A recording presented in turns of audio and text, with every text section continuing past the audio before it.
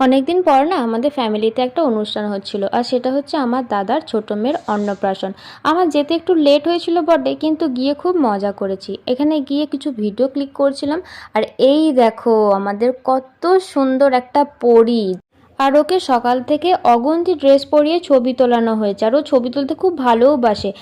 আর এটা হলো আমার বৌদি। হ্যাঁ, ঠিকই ধরেছ, ওই পরীটার মা।